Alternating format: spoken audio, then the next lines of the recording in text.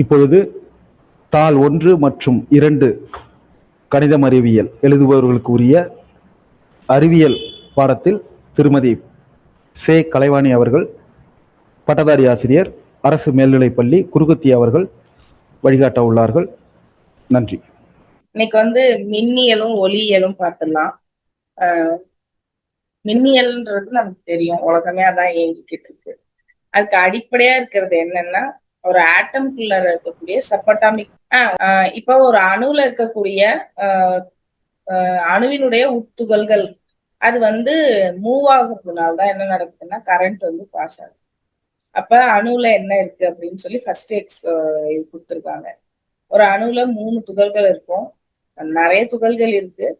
ஆனா பேசிக்கா அணுவினுடைய அடிப்படை துகள்கள் அப்படின்னா அது 3: எலக்ட்ரான், புரோட்டான், நியூட்ரான். இது 3 தான்.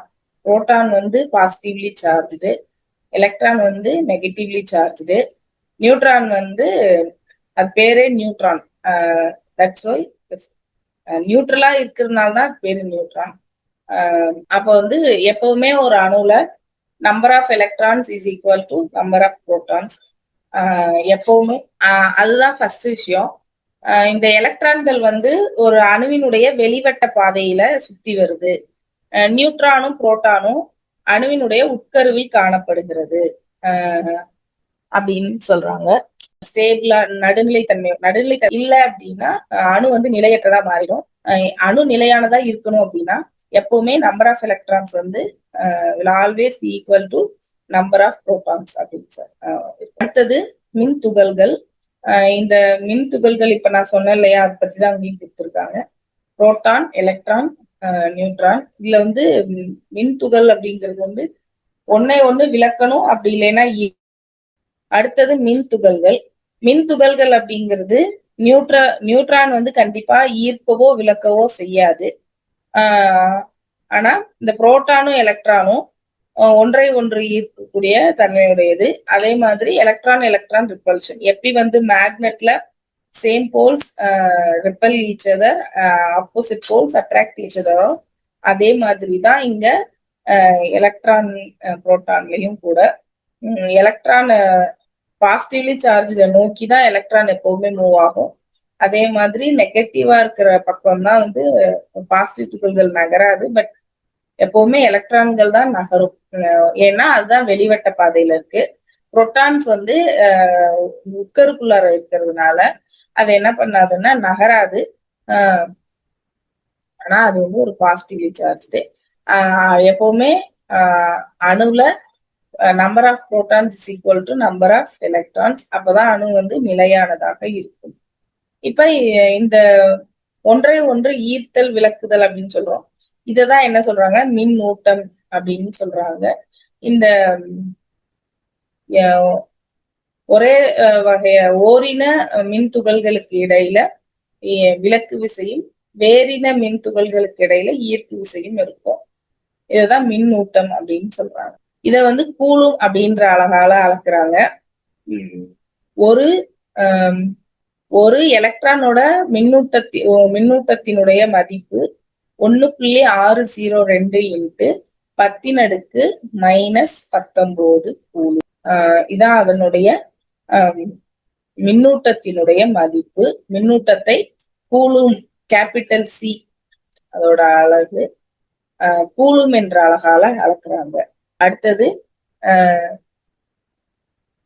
இதுல மின்னூட்டத்தின் மதிப்பு புரோட்டானுக்கு பாசிட்டிவாவும் எலக்ட்ரானுக்கு நெகட்டிவாவும் இருக்கும். அடுத்தது மின்னூட்டங்கள் இடம் மாறுது. எப்படி இடம் மாறும் அப்படின்னா 3 வகையில இடம் மாறும்.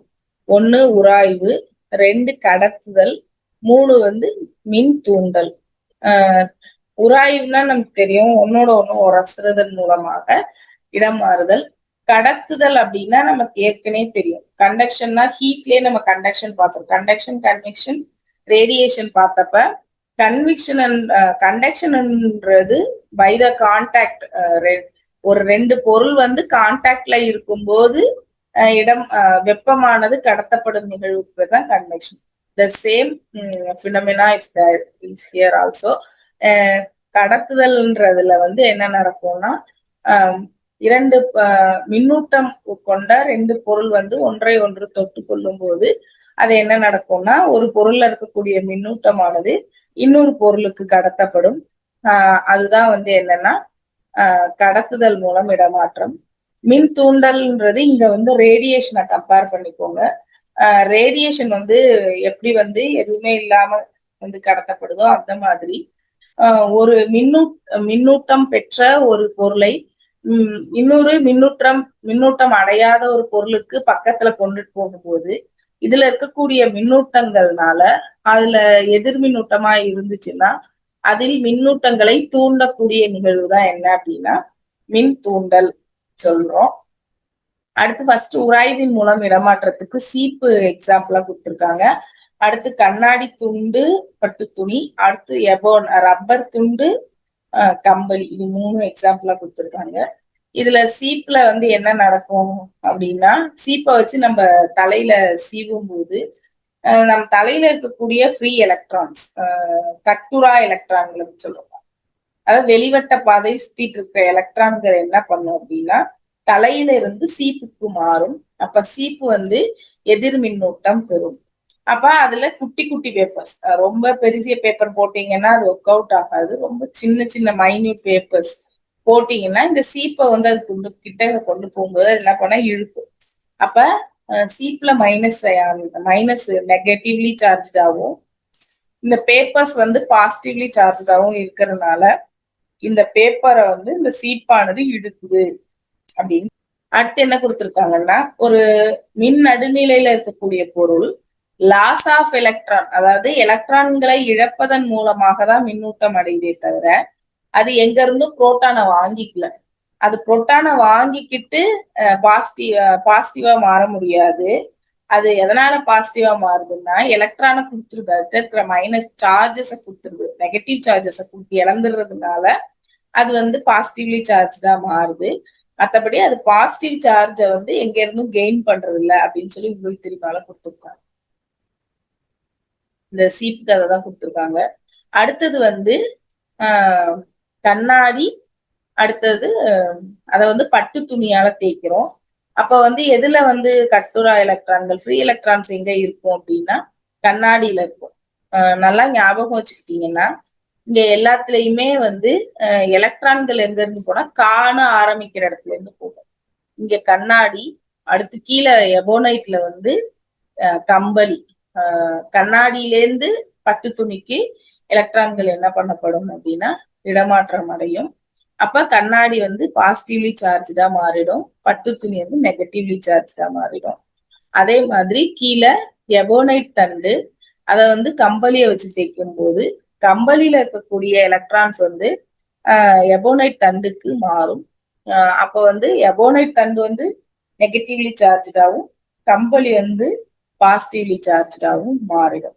கான்ற லெட்டரை ஞாபகம் வச்சுக்கோங்க. அங்க இருந்துதான் எலக்ட்ரான் டிரான்ஸ்பர் ஆகுது. கண்ணாடியிலிருந்து பட்டு துணிக்கு, கம்பளியிலிருந்து எபோனைட் தண்டுக்கு எலக்ட்ரான்கள் டிரான்ஸ்பர் ஆகுது. எங்க எலக்ட்ரான் போகுதோ அது நெகட்டிவா மாறும், எது எலக்ட்ரானை இழந்துருதோ அது பாசிட்டிவ் சார்ஜா மாறும். அடுத்து இதை எப்படி வந்து கண்டுபிடிக்கலாம் அப்படின்னா, இப்போ ஒரு கண்ணாடி துண்டு ஆக்சுவலா பாசிட்டிவ்லி சார்ஜா இருக்கு. அந்த கண்ணாடி துண்டுக்கு பக்கத்துல இன்னொரு பாசிட்டிவ்லி சார்ஜ் கண்ணாடி துண்டை கொண்டு போகும்போது அது என்ன பண்ணும்னா விளக்கம் அடையும். அதே மாதிரி எபோனைட் தண்டுக்கும் பக்கத்துல இன்னொரு கண்ணாடி துண்டை கொண்டு போகும்போது அது என்ன ஆகும் அப்படின்னா ஒன்றை ஒன்று ஈர்க்கும். கண்ணாடிய வந்து எபோனைட் தண்டு ரப்பர் துண்டை வச்சு நெகட்டிவ்லி சார்ஜ்டு எபோனைட் தண்டை வச்சு கிட்டக்க கொண்டு போகும்போது ஒன்றை ஒன்று ஈர்க்கும். இதை வச்சு அதுல இருந்து அது பிளஸ் மைனஸ், அது வந்து ஓரின மின்னூட்டம், இது வேரின மின்னூட்டங்கள்ன்றத வந்து நம்ம ஐடென்டிஃபை பண்ணிக்கலாம். அடுத்தது கடத்துதல் மூலம் வந்து மின்துகள்கள் இடம் மாறுதல். கடத்துதல் அப்படின்னா ஒன்றை ஒன்று தொட்டு கொண்டிருக்கும் போது என்ன நடக்கும்னா ஒரு பொருள் இருக்கக்கூடிய மின் துகள்களானது அல்லது மின்னூட்டமானது இன்னொரு பொருளுக்கு மாறுறதுக்கு தான் கடத்தல். ஏற்கனவே நம்ம சொன்னோம்.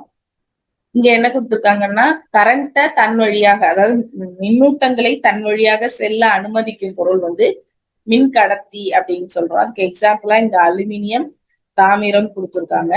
அடுத்தது மின் துகள்களை தன்ன வழியா அனுமதிக்காத பொருட்கள் வந்து மின்காப்பு பொருட்கள் அப்படின்னு அப்படிலாம் இன்சுலேட்டர்ஸ் அப்படின்னு சொல்லுவாங்க.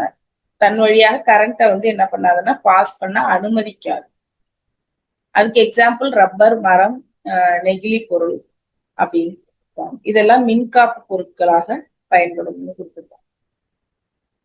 இங்க செயல்பாடுகள். அடுத்தது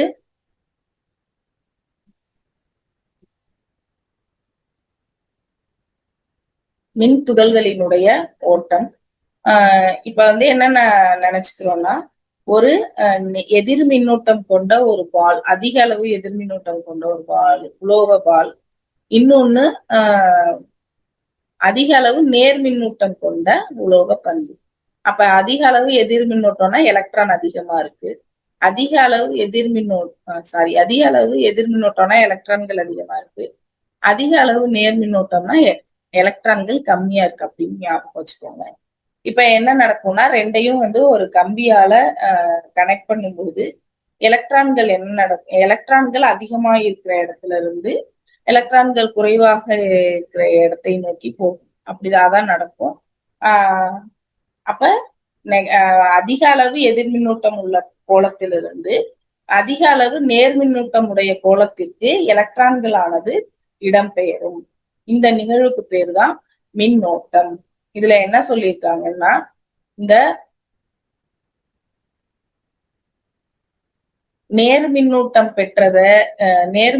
பெற்ற கோளம் வந்து உயர் மின்னழுத்தம்னு உயர் மின்னழுத்த பகுதியும், எதிர் மின்னூட்டம் அதிக அளவு எதிர் மின்னூட்டம் கொண்ட கோளத்தை வந்து குறைந்த மின்னழுத்த பகுதி அப்படின்னு சொல்லியிருக்காங்க.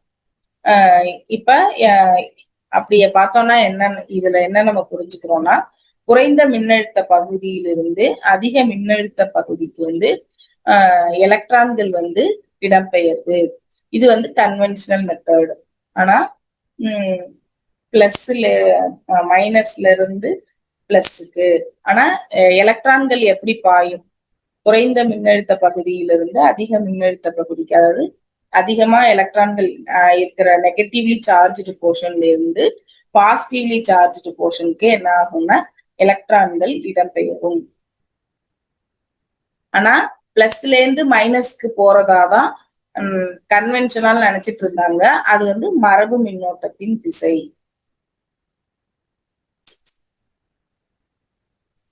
அடுத்தது நிலை மின்காட்டி. இதை ஃபர்ஸ்ட் யார் கண்டுபிடிக்கிறான்னா 1600ல வில்லியம் கில்பர்ட் அப்படிங்கிறவர் என்ன பண்றாருன்னா ஃபர்ஸ்ட் இந்த நிலை மின்காட்டி அப்படிங்கிற கான்செப்ட கொண்டு வர்றாரு. இது ஒன்றும் இல்லை, இதை வெர்சேரியம் அப்படின்னு சொல்றாங்க. இதுல வந்து 2 உலோக தகடுகள் வந்து உள்ளார தொங்கவிடப்பட்டிருக்கும். அதோட கனெக்ஷனா ஒரு உலோக தண்டுல மேல் பகுதியில ஒரு குமிழ் இருக்கும்.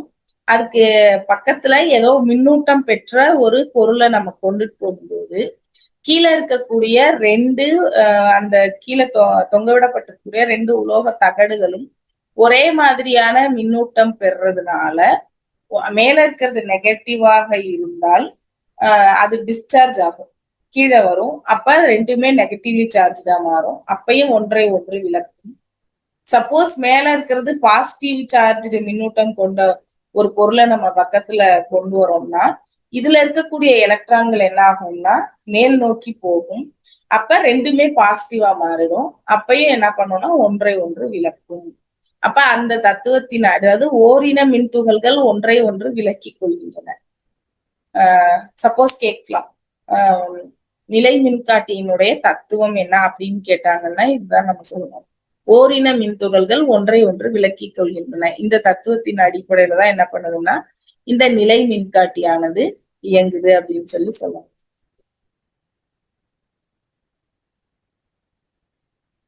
நான் ஏற்கனவே சொன்னதுதான் இந்த படத்துல காட்டியிருக்காங்க.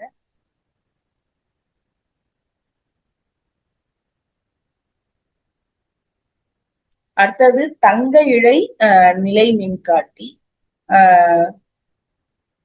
இத வந்து யார் வடிவமைச்சாங்க அப்படின்னா ஆப்ரஹாம் பென்ட் அப்படிங்கிறவரு 1787ல இத வடிவமைக்கிறாரு. இருக்கிறதுலயே சிறந்த முறையில் மின்சாரத்தை கடத்தக்கூடிய, அப்படின்னா என்ன அர்த்தம்னா குறைந்த மின்தடை கொண்ட 2 உலோகங்கள் எது அப்படின்னா தங்கம், வெள்ளி ரெண்டும் தான். அதனால அவர் என்ன பண்றாருன்னா தங்கத்தை வச்சு இந்த இத வந்து வடிவமைக்கிறாரு. மேல இருக்கக்கூடிய குமிழ் வந்து பித்தளையிலான குமிழ். அதுக்கு கீழே 2 தங்க இழைகள் வந்து என்ன பண்ணப்பட்டிருக்கும்னா தொங்க விடப்பட்டிருக்கும். இப்ப மேல இருக்க ஏற்கனவே நம்ம சொன்ன மாதிரி ஒரு சார்ஜ்டு ஆப்ஜெக்ட வந்து இதுக்கு பக்கத்துல கொண்டு வரும்போது மைனஸா இருந்ததுன்னா டிஸ்சார்ஜ் ஆகி கீழே போகும். பிளஸ்ஸா இருந்ததுன்னா கீழே இருக்கக்கூடிய 2 மைனஸ் வந்து மேல வரும். அதாவது எலக்ட்ரான்கள் வந்து மேல் நோக்கி செல்லும். அதான் இங்க கொடுத்துருக்காங்க. அடுத்து வந்து சில நேரத்துல நம்ம மேட்ல ஃப்ளோர் மேட்ல காலை நல்லா தேய்ச்சிட்டு மழை காலத்துல எல்லாம் செய்வோம். நம்ம ரூம் டோரையோ இல்ல வாச கதையோ நம்ம திறக்கும் போது அதுல இருக்கக்கூடிய பித்தளை புடியில வந்து தொடும்போது டக்குன்னு ஏதோ விருன்னு இருக்கிற மாதிரி இருக்கும். அதுக்கு காரணம் நம்ம கையில இருக்கக்கூடிய அந்த மின் துகள்கள் வந்து அந்த பித்தளை பிடிக்கு வந்து இடம் மாறுவது டிஸ்சார்ஜ் நடக்கிறதுனால அப்படி ஒரு ஃபீல் வந்து நமக்கு ஏற்படும். மின் ஏற்றம்னா என்ன, மின் இறக்கம்னா என்ன அப்படின்னு கொடுத்துருக்காங்க. மின் ஏற்றம் அப்படிங்கிறது வந்து ஒரு எலக்ட்ரான்ஸ் வந்து இடம் மாறிடுறது ஒரு பொருள்ல இருந்து இன்னொரு பொருளுக்கு. இப்ப வந்து சீப்பு வந்து நம்ம தலையில வச்சு சீவும் போது நம்ம தலையில இருக்கக்கூடிய எலக்ட்ரான்கள் வந்து சீப்புக்கு போச்சு. அப்ப சீப்பு வந்து மின் ஏற்றம் அடைஞ்சிட்டு நம்ம தலைமுடி வந்து மின் இறக்கம் அடைஞ்சிருச்சு. அப்ப என்ன அர்த்தம்னா எது இழந்துருதோ அங்க மின் இறக்கம் நடக்குது, எது ஏத்துக்குதோ அது வந்து மின் ஏற்றம் நடக்குது அப்படின்னு ஞாபகம் வச்சுக்கோங்க சிம்பிளா. மேம் ஒரே ஒரு குறிப்பு கொடுத்துட்றேன். சொல்லுங்க சார். சகோதர சகோதரிகளே, கொஞ்சம் ஃபுல் ஸ்க்ரீனில் பாருங்கள். உங்கள் ஸ்க்ரீனை டச் பண்ணிங்கன்னா ஸ்க்ரீன் ரொட்டேட் பண்ணிக்கலாம். ஃபுல் ஸ்க்ரீனில் பாருங்கள். அடுத்தது எழுத்துக்கள் ஓரளவு சிறியதாக இருந்ததுன்னா நீங்கள் ஜூம் பண்ணி பார்த்துக்கலாம். அதை நீங்கள் பண்ணி பார்த்துக்க வேண்டுகிறோம். நன்றி. டீச்சர் நீங்கள் கண்டிப்பாக பண்ணுங்க. Okay sir. வேணும் நெக்ஸ்ட் கிளாஸ்ல இருந்து நம்ம மொபைல்ல இருந்து லாகின் பண்ணிக்கலாம். இப்ப இந்த நிகழ்வு தான் எங்க நடக்குது அப்படின்னா மழை பெய்யக்கூடிய இதுல வந்து மின் இறக்கம் நடக்கிறதுனாலதான் மின்னல் அப்படிங்கிறது வந்து ஏற்படுது அப்படின்னு சொல்லியிருக்காங்க. மேகங்கள்ல வந்து மின் இறக்கம் நடக்கிறதுனாலதான் மின்னல் அப்படிங்கிறது ஏற்படுது.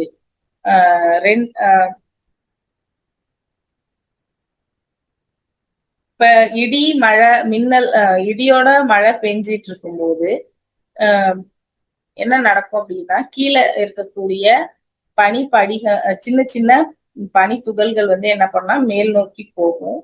அப்படி மேல் நோக்கி போகும்போது அது என்ன ஆகும் அப்படின்னா பாசிட்டிவ்லி சார்ஜா மாறிடும். அப்ப மேல இருக்கக்கூடிய நீர் துகள்கள் வந்து நெகட்டிவ்லி சார்ஜ், அதாவது இதுல இருக்கக்கூடிய எலக்ட்ரான்ஸ் வந்து மேல இருக்கக்கூடிய நீர்த்துளிகளோட போய் மோதும் போது நீர்த்துளிகள் நெகட்டிவ்லி சார்ஜாகவும் பனிப்படிகங்கள் பாசிட்டிவ்லி சார்ஜாகவும் படிகங்கள் வந்து பாசிட்டிவ்லி சார்ஜா மாறிடும். மேல இருக்கக்கூடிய நீர்த்துளிகள் வந்து நெகட்டிவ்லி சார்ஜா மாறிடும். மேல இருக்கிறது கீழே இறங்கும். இந்த சின்ன சின்ன பனி துகள்கள் வந்து மேல் நோக்கி போகும். அப்ப ஒரு மேகமும் இன்னொரு மேகமும் மோதிக்கும் போது அது வந்து மின்னிறக்கம் அடைகிறதுனால அது என்ன நடக்கும் அப்படின்னா ஒளியும் வெப்பமும் ஏற்படும். அந்த ஒளி வந்து வேகமா டிராவல் பண்ணும். லைட் வேகமா டிராவல் பண்ணும் அப்படிங்கிறதுனால நமக்கு வந்து சீக்கிரமா கண்ணுக்கு வந்து தெரிஞ்சிருது. ஆனா மோதும் போது வெப்பம் அதிகமான அளவுல உருவாகும். 30,000 டிகிரி செல்சியஸ் கீழே போட்டிருக்காங்க.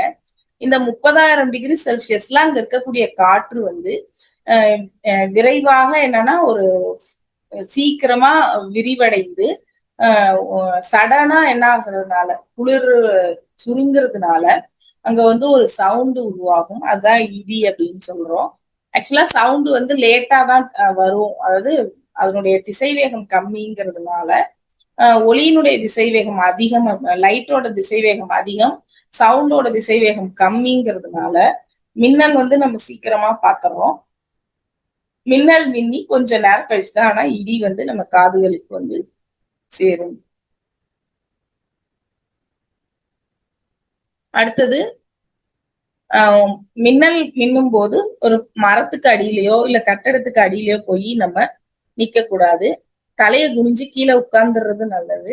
அப்படியும் இல்லைன்னா ஒரு காருக்குள்ளேயோ இல்ல பஸ்லயோ இருக்கிறது ரொம்ப சேஃப் அப்படின்னு சொல்லியிருக்காங்க. ஏன் அப்படின்னா மேல இருக்கிற அந்த மெட்டல் ரூப் வந்து என்ன பண்ணுவோம்னா எல்லா இதையும் வாங்கிக்கும். ஆனா உள்ளார அதை கடத்தாத அளவுக்கு மின்கா பொருட்கள் இருக்கும். சோ அதனால நமக்கு வந்து மின் அதிர்ச்சி ஏற்படுறதுக்கான வாய்ப்புகள் இல்ல. அதனால வந்து ஒரு ஒரு வாகனத்துக்கு உள்ளார இருக்கிறது வந்து ரொம்ப சேஃப் மின்னல் இடி டயத்துல அப்படின்னு சொல்லி கொடுத்துருக்காங்க. உங்களுக்கு தெரியும்.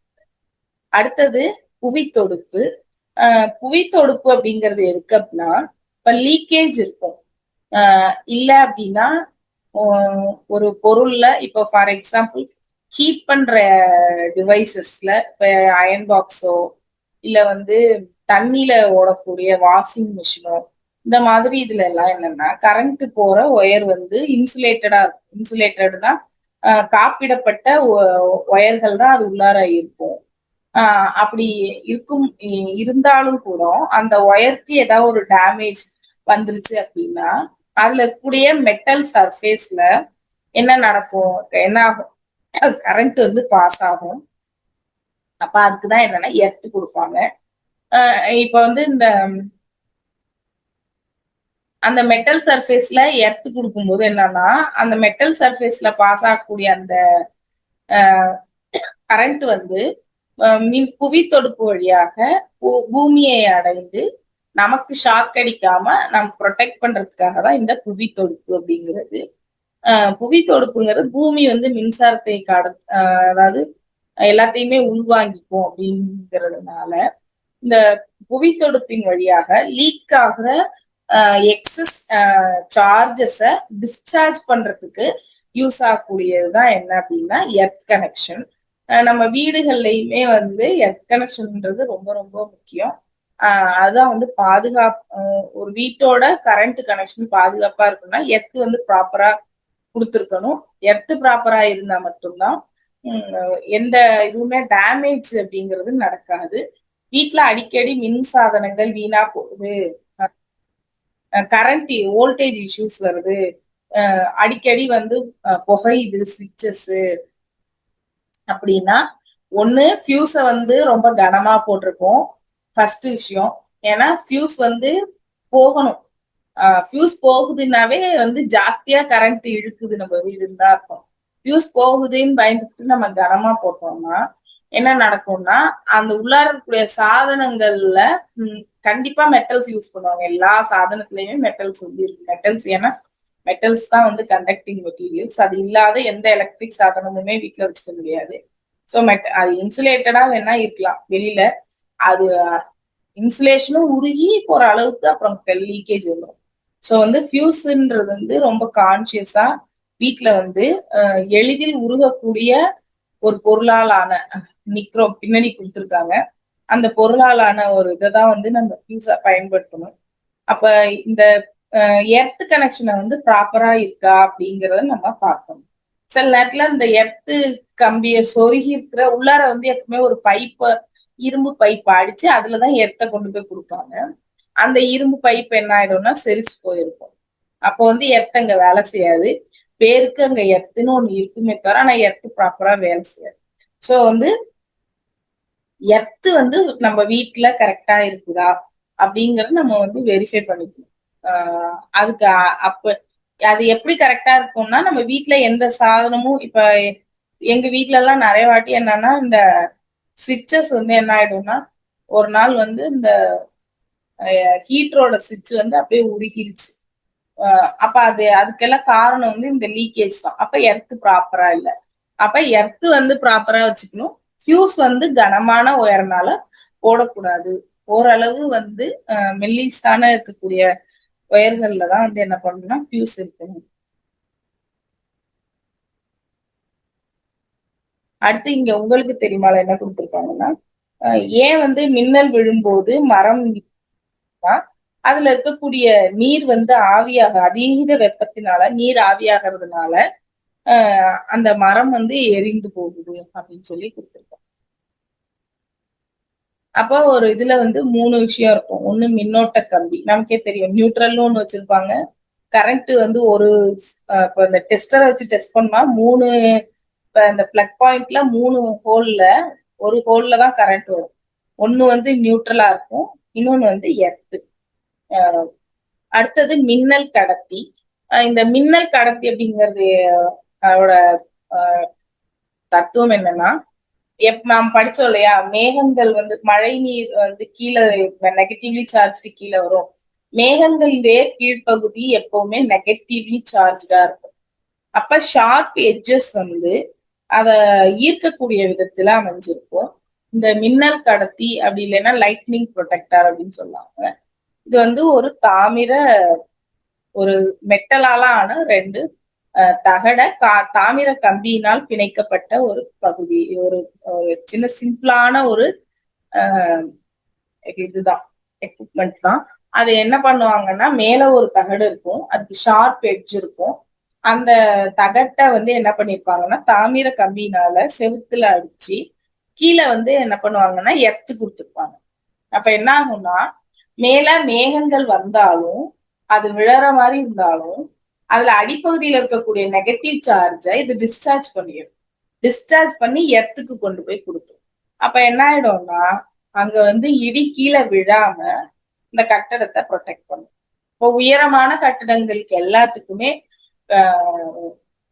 கண்டிப்பாக இது வந்து என்ன இருக்கணும்னா இந்த லைட்னிங் ப்ரொடெக்டர்ன்றது இருக்கணும். ஏன்னா உயரமான கட்டடங்களுக்கு மேல ஈஸியா இடி விழறதுக்கான வாய்ப்புகள் இருக்கு. சோ வந்து கண்டிப்பா அங்க மின்னல் கடத்தி அப்படிங்கிறது வைக்கணும். அடுத்தது மின் சுற்று. மின் சுற்றுங்கிறது நம்ம ஏற்கனவே பார்த்த மாதிரி 2 மின்னோட்டம் கொண்ட ஒரு 2 கோளங்களை வந்து கம்பியினால பிணைக்கும் போது வந்து எலக்ட்ரான்ஸ் வந்து மூவ் ஆகுது. அதான் வந்து மின்னோட்டம் அப்படின்னு பார்த்தோம். இப்ப இங்க மின் சுற்றுங்கிறது இந்த மின்னோட்டம் பாயக்கூடிய பாதை. மின் தடைகளின் வழியாக மின்னோட்டம் பாயும் பாதைக்கு தான் என்ன பேர் அப்படின்னா மின் சுற்று அப்படின்னு பேரு. இங்க மின் தடை அப்படிங்கறது எதை சொல்றாங்கன்னா, நம்ம பயன்படுத்தக்கூடிய மின் சாதனங்கள், எலக்ட்ரிக்கல் அப்ளையன்சஸ், அது எதுவா வேணா இருக்கலாம். பல்பா இருக்கலாம், அப்படி இல்லைன்னா அயன் பாக்ஸா இருக்கலாம், டிவியா இருக்கலாம், ஃப்ரிட்ஜா இருக்கலாம், எதுவா வேணா இருக்கலாம். ஆனா மின் தடை அப்படிங்கிறது இந்த மின்னோட்டம் பாயக்கூடிய ஒரு ஒரு மின் சாதனத்தை தான் இங்க மின் தடை அப்படின்னு சொல்லி கொடுத்திருக்காங்க. இதான் வந்து ஒரு சிம்பிள் சர்க்கியூட். இது மின் விளக்கு, அதான் மின் தடை. இது வந்து மின் கலன். இது வந்து என்ன அப்படின்னா சாவி. இந்த சாவி தான் என்ன டிசைட் பண்ணோம்னா கரண்ட் இது வழியா போகணுமா வேண்டாமா அப்படிங்கிறத வந்து டிசைட் பண்ணும்.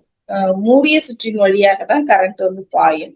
திறந்த சுற்றின் வழியாக கரண்ட் வந்து பாயாது. இது ஏற்கனவே நம்ம சொல்லியிருக்கோம்.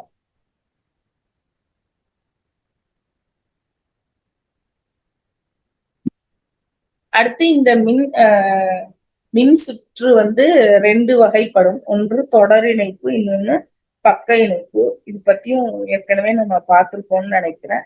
தொடர் இணைப்பு அப்படிங்கிறது வந்து பாசிட்டிவ்ல ஆரம்பிச்சா, இப்ப இங்க பாத்தீங்கன்னா ஃபர்ஸ்ட் இங்க ஆரம்பிக்குது சாவி. சாவி வழியா ஒரு பல்பு, அந்த பல்போட இன்னொரு பல்பு, இந்த பல்போட இன்னொரு எண்டு தான் நெகட்டிவ்ல கனெக்ட் ஆயிருக்கு. அப்ப இந்த சுற்றுக்கு கரண்ட் போறதுக்கு ஒரே ஒரு பாதை தான் இருக்கு. அதுக்கு பேர் தான் என்னன்னா தொடர் இணைப்பு. தொடர் இணைப்புல மின் சுற்று மின்சாரம் மின்னோட்டம் செல்லக்கூடிய பாதை வந்து ஒரே ஒரு பாதை தான். ஒரு மின்தடை வேலை செய்யலைன்னா அடுத்த மின்தடையும் வேலை செய்யாது. அதாவது ஒரு பல்பு எரியலைன்னா அடுத்த பல்பு எரியாது. ஏன்னா அந்த பல்புல இருந்தா கரண்ட் வந்து இங்க வரும். அதனால இங்க வந்து என்னன்னா வோல்டேஜ், அதாவது மின் அழுத்தம் வந்து மாறாது.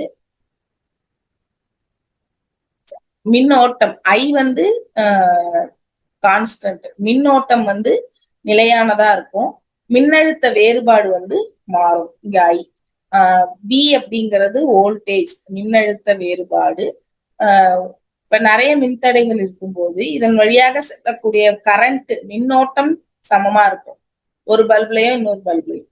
அதே சமயம் இந்த மின்னழுத்த வேறுபாடு, இரண்டு முனைகளுக்கு இடையிலான மின்னழுத்த வேறுபாடு வந்து வேறுபடும் அப்படின்னு சொல்லியிருக்காங்க. அடுத்து வந்து இயற்கையிலேயே மின்சாரத்தை அதாவது மின் அதிர்வுகளை உருவாக்கக்கூடிய ஒரு மீன் இனம் தான் ஈல் அப்படின்னு சொல்றாங்க. இது 650 வாட்ஸ் வரைக்கும் மின் அதிர்ச்சியை ஏற்படுத்தும். இதை அடிக்கடி நம்ம டச் பண்ணிட்டே இருந்தோம்னா இதுக்கும் வந்து அந்த மின் அதிர்ச்சியை ஏற்படுத்தக்கூடிய திறன் வந்து குறைஞ்சிடுமா. அதுவும் வந்து மின் அதிர்ச்சியை ஏற்படுத்தாது அப்படின்னு சொல்றாங்க. ஏன்னா ஃபுல்லா டிஸ்சார்ஜ் ஆயிட்டுனா அதுவும் மின் அதிர்ச்சியை ஏற்படுத்தாது அப்படின்னு சொல்லியிருக்காங்க.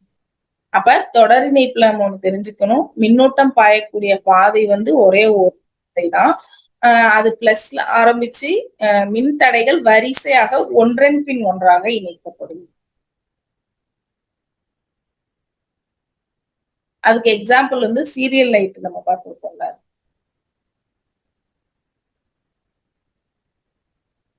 அடுத்தது பக்க இணைப்பு.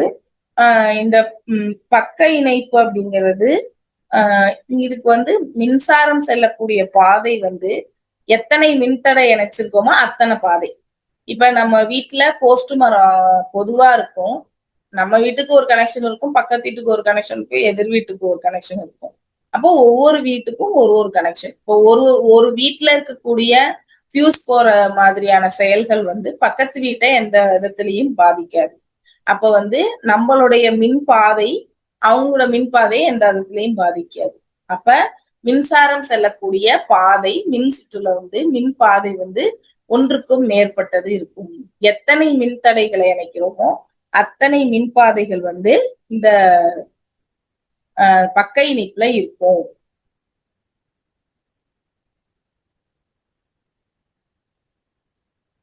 அடுத்து இது ரெண்டுக்கும் எக்ஸாம்பிள் கொடுத்திருக்காங்க. அந்த தொடர் இணைப்பு, பக்க இணைப்புல நீங்க கன்சாலிடேட்டடா இதை படிச்சாவே போதும். அது ரெண்டையும் படிக்கிறத விட இதுவே உங்களுக்கு நட்சல்ல இது ரெண்டுத்தையும் வச்சு இதுல படிச்சீங்கன்னாவே இதுக்கு வர கொஸ்டின்ஸ்க்கு நீங்க ஆன்சர் பண்ணிடலாம்.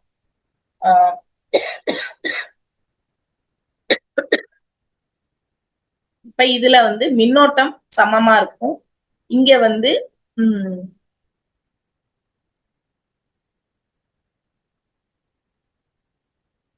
மின்னழுத்த வேறுபாடு சமம் ஒன்னா இருக்கும்.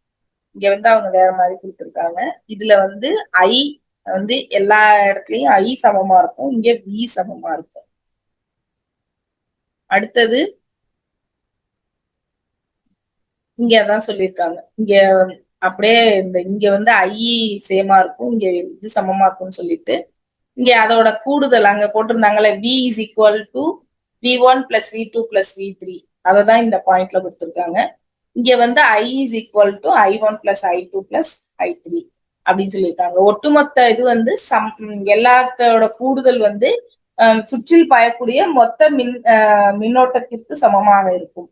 அதே மாதிரி இங்க மொத்த மின்னழுத்த வேறுபாடு வந்து சுற்றில் இருக்கக்கூடிய இரண்டு முனைகளுக்கு இடையிலான மின்னழுத்த வேறுபாட்டு சமமா இருக்கும் அப்படின்னு சொல்லி இதுல 1/1 இருக்கும். இதுல வந்து பக்க இணைப்புல அதாவது 1/1 இருக்காது. அடுத்தது ஒரு பாயிண்ட்ல எங்கேயாச்சும் கட் ஆனா கூட அடுத்ததுக்கு கரண்ட் போகாது. இங்க வந்து அந்த பாதிப்பு ஏற்படாது அப்படின்னு சொல்லி. அப்ப நான் இவ்வளவு நாளைக்கு சொன்னதுதான் இங்கேயும் கொடுத்திருக்காங்க. அவ்வளவு பெரிய பேராகிராஃப்லயும் கொடுத்திருக்காங்க. அதனால நம்ம இத படிச்சுக்கிட்டோம்னாவே எக்ஸாம் பாயிண்ட் ஆஃப் வியூக்கு நமக்கு கொஸ்டினை வந்து அட்டன் பண்றதுக்கு ஈஸியா இருக்கும். வேற எதுவும் முக்கியமான பாயிண்ட்ஸ் வந்து அங்க கொடுத்துருக்கோம் தெரியல. அதை விளக்குற விதமா புரியறதுக்காக நிறைய ஸ்டோரி மாதிரி கொடுத்துருக்காங்க.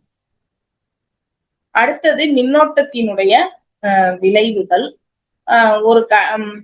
ஒரு கடத்தியின் வழியா மின்னோட்டம் பாயும் போது அதுக்கு என்னெல்லாம் மாற்றம் நடக்கலாம் ஃபர்ஸ்ட் இப்போ ஒரு ஃபேன் ஓடிட்டே இருக்கு அப்படின்னா அந்த ஃபேன் சூடாகும்.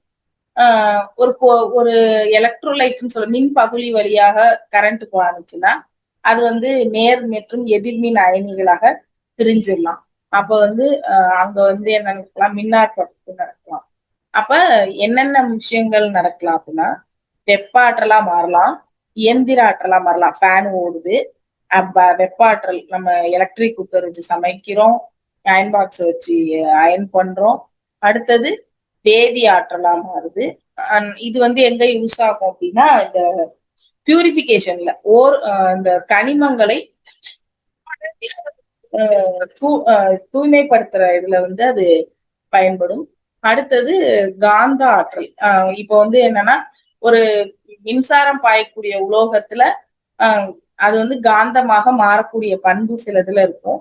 அதுதான் வந்து இந்த ட்ரெயின், இந்த ஃபாரின்ல எல்லாம் இருக்கு இல்லையா காந்த ட்ரெயின், அதுதான் மெக்லேவ் அப்படின்னு சொல்லுவாங்க. அந்த ட்ரெயின் வந்து இந்த தத்துவத்தின் அடிப்படையில் தான் செயல்படுது. அப்ப இந்த மாதிரி மின்சாரத்தை வெவ்வேறு ஆற்றல்ல இருந்து மின்சாரத்தை தயாரிக்கிறோம். அதே மாதிரி வெவ்வேறு ஆற்றல்களாகவும் இந்த மின்சாரத்தை நம்ம மாத்துறதுக்காக தான் அதுல இருந்து இந்த இதுவே தயாரிக்கும். ஃபர்ஸ்ட் மின்னோட்டத்தினுடைய வேதி விளைவு. இந்த மின்னோட்டத்தினுடைய வேதி விளைவு அப்படிங்கிறது என்னன்னா, ஒரு திரவத்தின் வழியாகவோ அல்லது ஒரு திரவ பொருளின் வழியாகவோ மின்சாரம் பாயும் போது அதுல அந்த திரவமானது நேர் மற்றும் எதிர்மின் அயனிகளை உருவாக்குனுச்சு அப்படின்னா அதுக்கு பேர் மின் பகுளி. இந்த நிகழ்வு தான் என்னன்னா மின்னோட்டத்தின் வேதி விளைவு அப்படின்னு சொல்றாங்க. இதனால நிறைய யூஸ் இருக்கு. அதுல முக்கியமான யூஸ் மின்முலாம் பூசுதல். இப்ப இந்த ஜிஐ பைப் அப்படின்னு சொல்லுவோம், கால்வனைஸ்டு அயன் அப்படின்னு சொல்லுவோம். அடுத்து இந்த குரோமியம் பெயிண்ட், குரோமியத்துக்கே பேர் தியாக உலோகம் அப்படின்னு பேரு. இந்த குரோமியம் பெயிண்ட வாங்கி இரும்பு பைப் மேல அடிப்பாங்க. குரோமியம் வந்து ரொம்ப காஸ்ட்லி, அதனால ஒரு ஸ்பேர் பார்ட்டையும் வந்து நம்ம வந்து குரோமியத்தினால செய்ய முடியாது.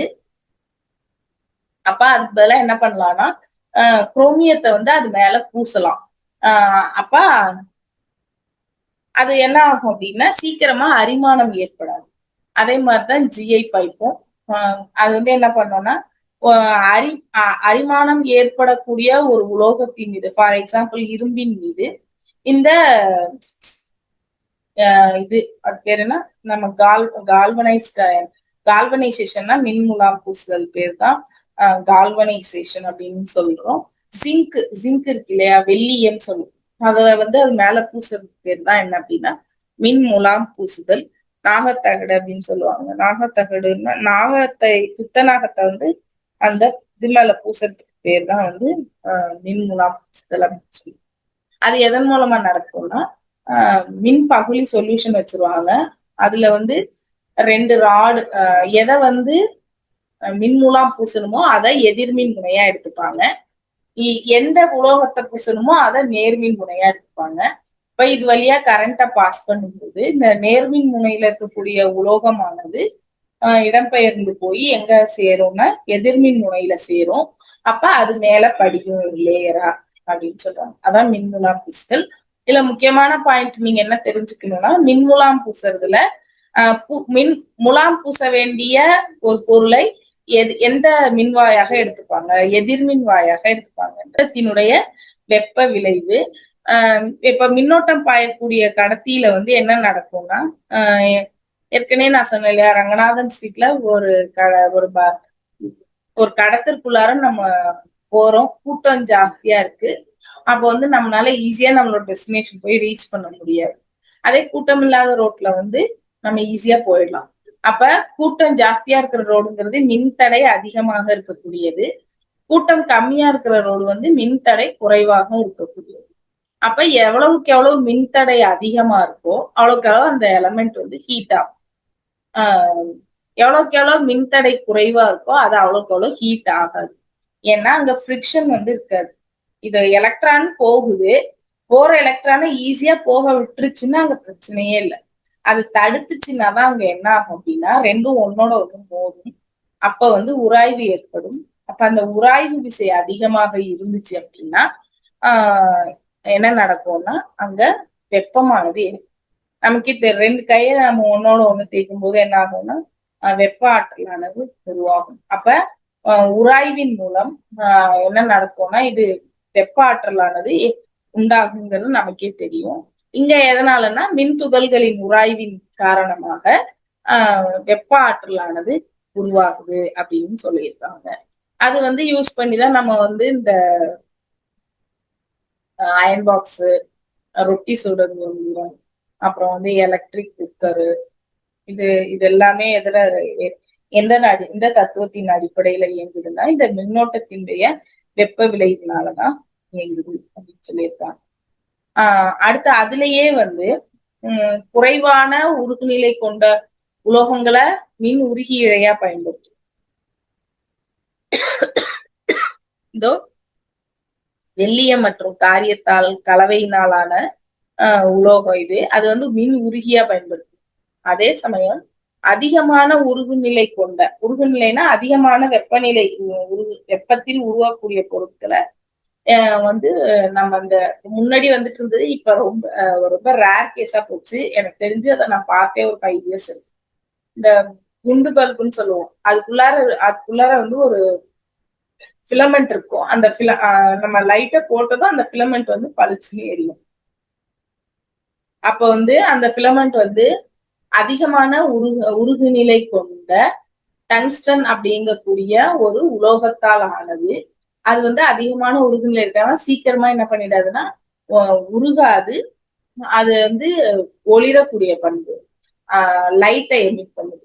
அப்ப அது உருகாததுனால அதை வந்து மின் இழையா பயன்படுத்துறாங்க. ஈஸியா உருகிடுங்கிறதுனால ஃபியூஸ்க்கு பயன்படுத்துறாங்க. ஏன் ஃபியூஸ் ஈஸியா உருகணும்னா, அப்ப லீக்கேஜ் இருந்தாலோ இல்ல அதீத கரண்ட் வந்து பாஸ் ஆனாலோ அது உருகி என்ன பண்ணிடணும்னா ஃபியூஸ் போயிடணும், கரண்ட் வந்து அங்க ஸ்டாப் ஆயிடணும். அப்படி ஆகாம போயிட்டே இருந்துச்சுன்னா என்ன நடக்கும்னா அங்க இருக்கக்கூடிய மின் சாதனங்கள் பாதிக்கப்படும். அடுத்து மின் சமையற்கலன் தெரியும். அடுத்து மின் கொதிகலன் கெட்டில்ல பாத்தீங்கன்னா நம்ம கெட்டில் இருக்கிற இடத்துல ஒரு நாபு மாதிரி இருக்கும், பித்தளை மாதிரி இருக்கும். பித்தளை நாபு மாதிரி ஒண்ணு இருக்கும். அந்த நாபு வந்து அந்த பாத்திரம் நம்ம வைக்கிறோம் இல்லையா, அந்த பாத்திரத்தோட டச் ஆகும். அந்த பகுதியில என்ன நடக்கும்னா கரண்ட் வந்து அந்த பாத்திரத்துல வந்து பாஸ் ஆகும். அப்ப வெப்பசலனம் காரணமாக அந்த கீழே இருக்கக்கூடிய அந்த மெட்டல் பிளேட் சூடாகுது. அதுக்கப்புறம் என்ன ஆகும்னா ஃபர்தரா அதுல இருக்கக்கூடிய தண்ணிக்கு வந்து அந்த வெப்ப ஆற்றலானது கண்டக்ஷன் மூலமா கடத்தப்படுது அப்படின்னு சொல்லியிருக்காங்க. அடுத்தது மின் இஸ்திரி பெட்டி. மின் இஸ்திரி பெட்டியும் அப்படிதான். அந்த உலோக பட்டைக்கு என்ன ஆகும் அப்படின்னா கரண்ட் பாஸ் ஆகும். கரண்ட் பாஸ் ஆகும் போது அது வந்து அதிக மின் தடை கொண்ட ஒரு உலோகமாக அது இருக்கும். அப்ப அங்க வந்து நிறைய ஹீட் எனர்ஜி ப்ரொடியூஸ் ஆகும். அதான் மின் இஸ்திரி பெட்டி. இதோட நினைவு கொள்ள ஃபர்ஸ்ட் பாயிண்ட் என்ன கொடுத்துருக்காங்கன்னா லைக் அந்த இது ஓரின மின்துகள்கள் ஒன்றை ஒன்று விளக்கும், வேறின மின்துகள்கள் ஒன்றை ஒன்று ஈர்க்கும். அதாவது பிளஸும் மைனஸும் ஈர்க்கும், பிளஸ் மைனஸ் வந்து ஒன்றை ஒன்று விளக்கும் அப்படின்னு கொடுத்துருக்காங்க. இந்த மின்துகள்கள் 3 முறைகள்ல என்ன பண்ணுதுன்னா இடம் மாறுது. என்னென்ன? உராய்வு, கடத்துதல், மின் தூண்டல். இதன் மூலமாக இடம் மாறுது அப்படின்னு சொல்லி கொடுத்துருக்காங்க. அடுத்து 2 பொருள் உராயறதன் மூலமா மின்தகவு இடமாற்றம் அடையும் அப்படின்னு சொல்லி கொடுத்துருக்காங்க. அடுத்தது நேரடியாக தொடுவதன் மூலமாகவும் மின்துகள்கள் வந்து ஒரு பொருள் இருந்து இன்னொரு பொருளுக்கு இடமாறும் அப்படின்னு சொல்லி கொடுத்துருக்காங்க. அடுத்தது மின்னல்ல வந்து பாதுகாத்துக்கிறதுக்காக தான் மின்னல் தாங்கி, அதாவது ஏற்கனவே சொன்னோம் இல்லையா அந்த லைட்னிங் ப்ரொடெக்டர். அடுத்தது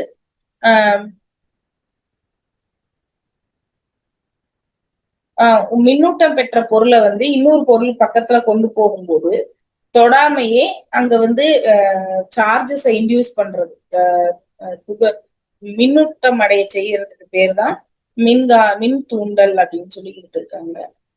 இதன் மூலமாகவும் மின் துகள்கள் இடம் மாறும் அப்படின்னு சொல்லி கொடுத்துருக்காங்க.